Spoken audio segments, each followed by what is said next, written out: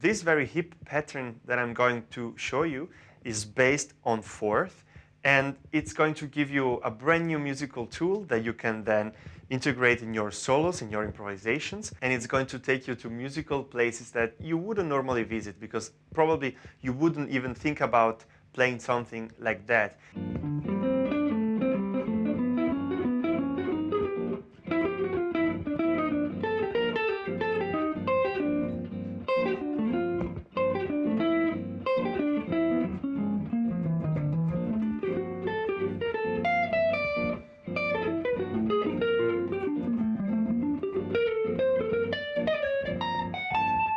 So the first time I discovered this, it helped me a lot to have a brand new idea to use in my solos, especially if I want to go a little bit outside of the harmony. So now let me explain this idea to you.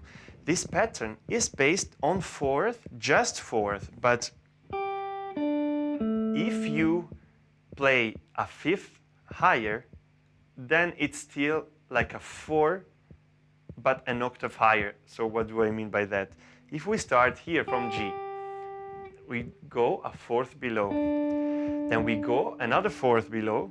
So we have G, D, A. Now we can go here, of course, to this E. But we can actually go a fifth higher to this E. And it's the same note, just an octave higher. So we are actually still playing fourth, but playing the opposite interval, which is a fifth. So you can decide how many fourths in a row you do, but at some point you're going to be too low, right? And then you're going to need to do a fifth higher in order to get higher. But if you do here already, you can even go on like that, then go down, you see? That's basically very interesting if you want to go through the whole range with one single clear pattern. And you can change it as much as you want, because you can do that, but you can do group of two, group of three, or groups of 3 and 2. Or group of 2 and 3. So you arrive to different places, right? Or just group of 4, for example. But then you're done pretty quickly, right? And you have to change to another pattern. But this is the idea. So if you have, for example, like a G minor, like I did, you can play very normally.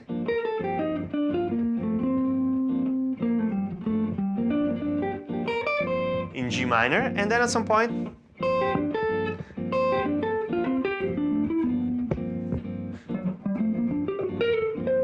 sometimes it's outside and sometimes it's not outside. So for example,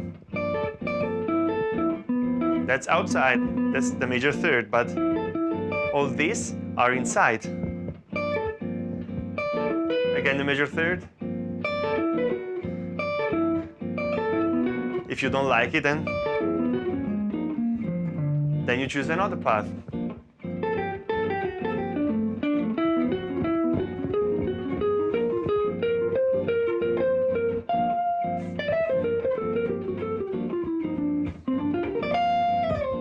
And this is a very interesting thing to do, especially if you are in a modal context where you just have the same chord or always the same key.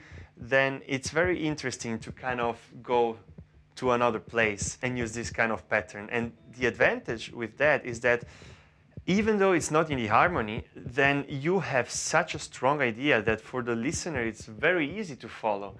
And then, of course, your goal is to go back to the harmony, like you would play a 5. So it's still, as usual in music, it's a matter of tension and release. So everything is easy. Now let's add some tension. Going back.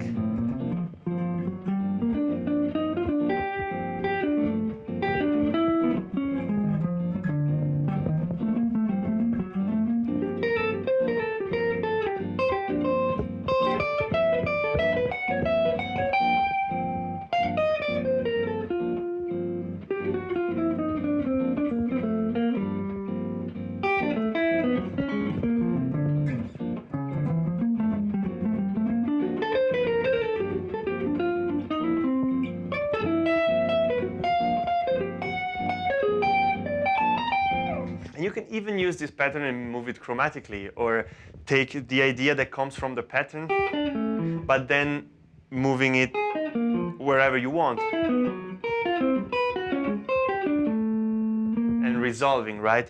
So you have different things that you can do with that idea. But remember, the basic pattern is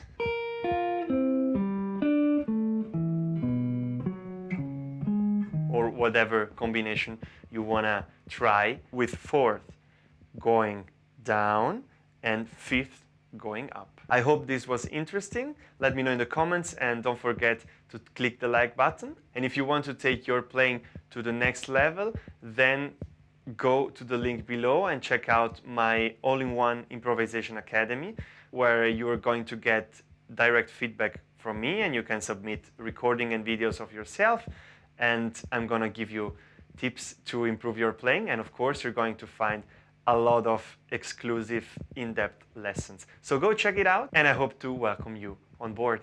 See you for the next one.